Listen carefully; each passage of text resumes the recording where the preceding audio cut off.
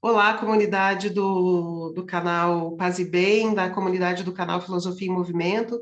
Eu me chamo Fernanda Carlos Borges e estou aqui para mais um vídeo desse nosso projeto, esse ciclo, em que a gente pretende falar sobre filosofia e vida, né? Aí, na semana passada, eu trouxe para vocês a questão do sentir e pensar, né? A relação entre sentir e pensar.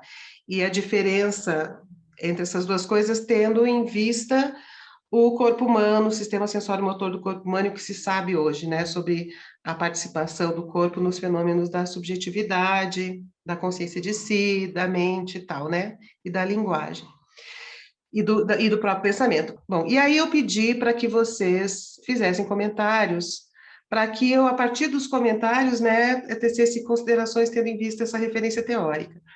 E daí a Leila Crispino, ela comentou assim: Oi, Fernanda, talvez trazer a questão da importância da respiração seja importante nesse momento que estamos vivendo. Abraços fraternos, paz e bem. Bom, então é isso mesmo, né? Então, olha só, quando a gente pensa em respiração, a gente não pode isolar o ato de respirar dos outros fenômenos subjetivos do corpo. Então, por exemplo, a fala está ligada à respiração.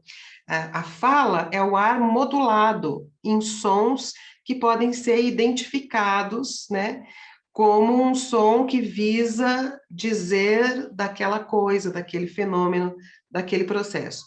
Então, a respiração está muito ligada à fala. Então, por exemplo, uma pessoa ou um grupo social que tem dificuldades de falar, de colocar a sua voz, consigam dizer da sua própria experiência, da sua própria condição social, da sua própria posição, da sua própria condição de gênero, da sua própria história étnica e tal. Quando a gente diz, então, que as pessoas precisam conquistar um lugar de fala, a gente está também dizendo que as pessoas estão precisando reconquistar o direito de respirar, né? Um lugar de respiração.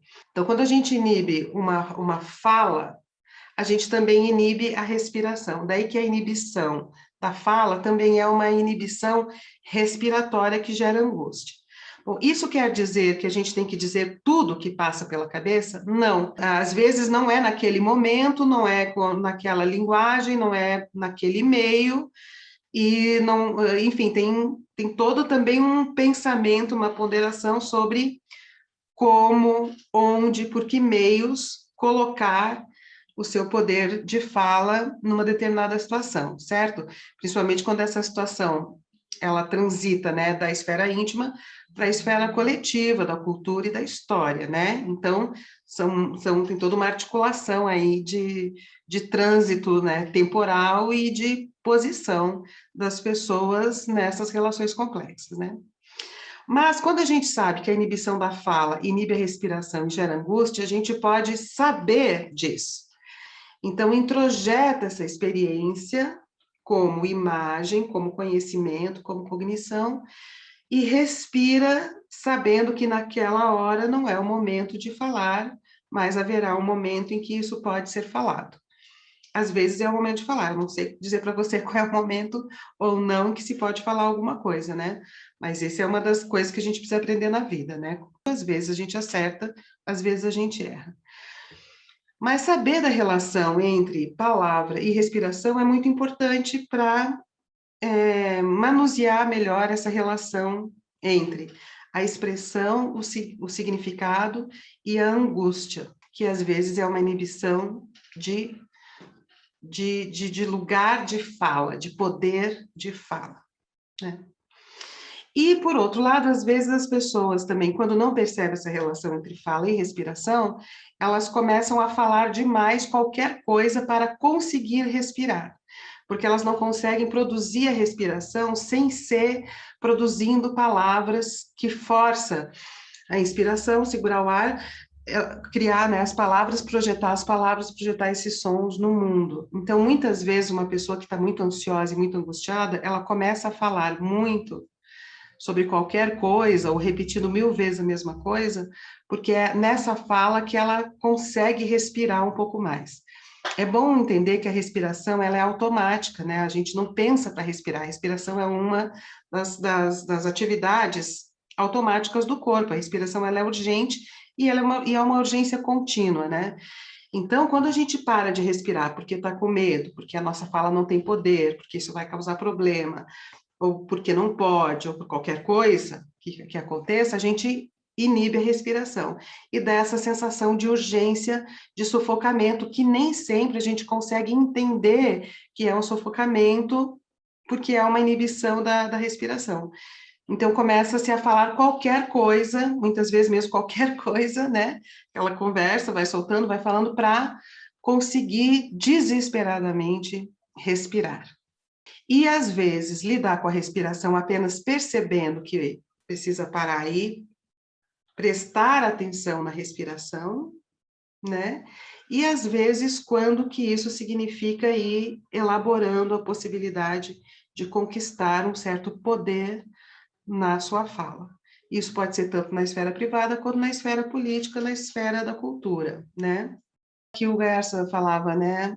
Que é a relação das palavras com os anjos, né? Porque se representam os anjos como seres que voam no ar e que levam a mensagem, né? E a palavra é exatamente isso, né? O som das palavras geralmente é um corpo, né? Um corpo sonoro, uma onda, né? Modulada pelo aparelho fonador, que é incrível, e que voa no ar levando mensagens, né? E este som, este ser que a gente põe da boca para fora, pode ser um anjo, mas também pode ser um demônio, criando intriga, né? Levando destruição e confusão, né? E tem uma outra coisa interessante que é o seguinte: as palavras, né, como seres, né, como espíritos que levam uma mensagem, né, elas precisam de meios para serem projetadas, né? Então, o primeiro meio é o corpo humano. Depois tem outros meios, né? Pintura em alguma superfície. Depois o canto, depois as tecnologias de som, de audiovisual e hoje a internet, né? Então, parece que com a quantidade que a gente tem hoje de e-mails, foi uma superprodução de médiums que transmitem continuamente vários espíritos. É uma proliferação, né, de espíritos, porque tem uma proliferação de médiums que disputam continuamente a nossa atenção, né? Esses espíritos que estão sendo lançados por esses médiums, ou esses meios todos, estão disputando a nossa atenção. Então, hoje talvez a gente esteja vivendo uma espécie de poluição espiritual midiática, né?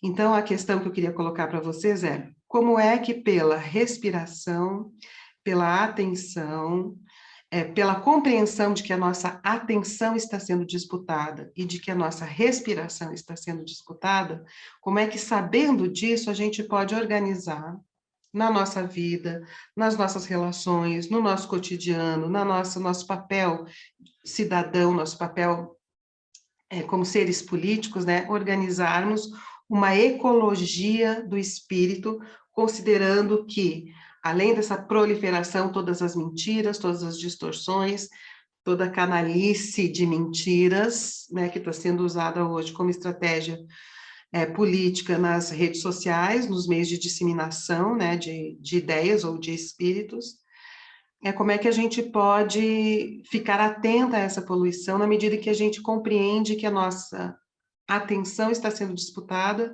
e que a nossa respiração está disputada, para que a gente se transforme em reprodutores de determinadas ideias e de determinados espíritos. Então eu queria terminar esse vídeo propondo que vocês pensassem nisso, né?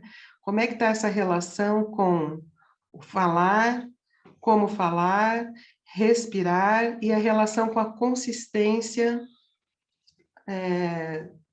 dos espíritos que a gente coloca no mundo. Peço que vocês pensem até semana que vem, né, nessa relação entre lugar de fala, necessidade de respiração, poder de fala, capacidade de silenciar sem sufocar-se, introjetar, criar imagens, enriquecer-se subjetivamente por o pensamento em movimento e maturar o poder de fala e a consistência respiratória. Com isso, minimizando essa sensação de sufocamento e de angústia. Tá bom, gente? Combinamos que seriam vídeos pequenininhos, né? Para vocês conhecerem um pouquinho mais esse assunto, eu sugiro que vocês acessem, comprem este livro aqui.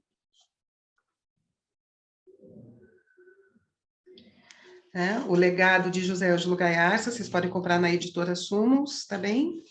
E para entender o modo como eu trabalho com este legado, vocês podem comprar este livro aqui. A Filosofia do Jeito, sobre o modo brasileiro de pensar com o corpo, também da editora Sumos, dá para comprar no site da própria Sumos.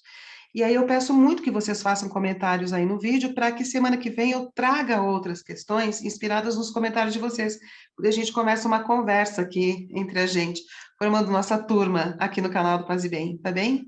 Então até semana que vem.